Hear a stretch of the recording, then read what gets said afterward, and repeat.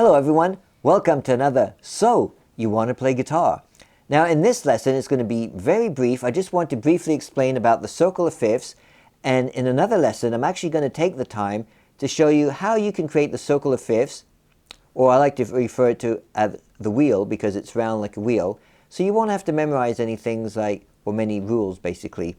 So this is created by one of my current guitar students who's kindly lent me this for demonstration purposes. So you'll see here at the top we have the key of C, which has no sharps or flats.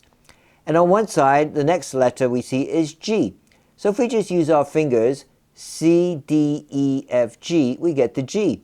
And then if we count 5 steps up from G, G, A, B, C, D, we get D. 5 steps up from D, we get A.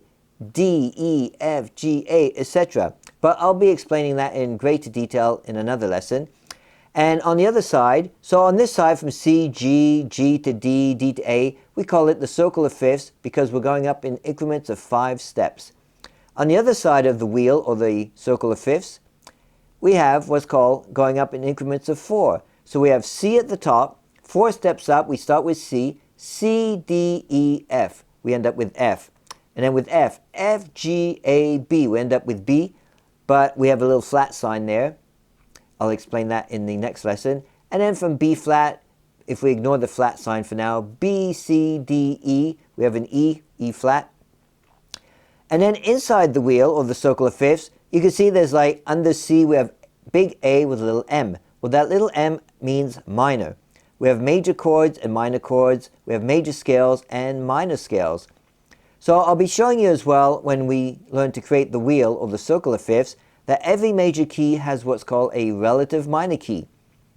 And you can see the relative minor key and the major key, the key signature is exactly the same. So if we look at the key of G major has one sharp sign called F sharp, and the relative minor of G is E minor. So that way, when you have your wheel or your circle and fifths in front of you and you're learning to play or improvise and learning songs in certain keys, you'll get excited and go, wow, look at that. The key of G and E minor share the same information. They both have the same key signature. And we'll be looking at how, when we learn whether it's major pentatonics, how it's the same as the minor pentatonics except the starting note's different, or when you learn, say, a G major scale, how it's also the E natural minor scale.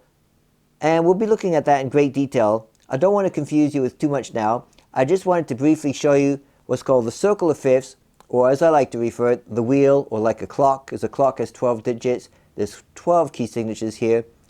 And we're going to be color coordinating this, and we're going to have this in front of us when we practice or play the guitar, or any instrument for that fact. So we don't want to try and memorize the circle of fifths.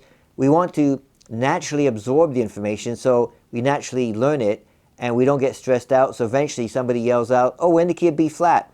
So right away your mind will bring to you, oh, B flat, that has 2 flats, B flat and E flat. Or in the key of F, oh, the key of F has 1 flat, B flat. So we're going to have this wheel, or the circle of fifths, in front of us when we practice. So we start digesting this information and not trying to memorize it. Because when we try and memorize anything, we're stressing out our nervous system, and that's how we get mental blocks. Okay, well, that's the end of this lesson. We'll see you again soon in another exciting lesson. Thanks for watching.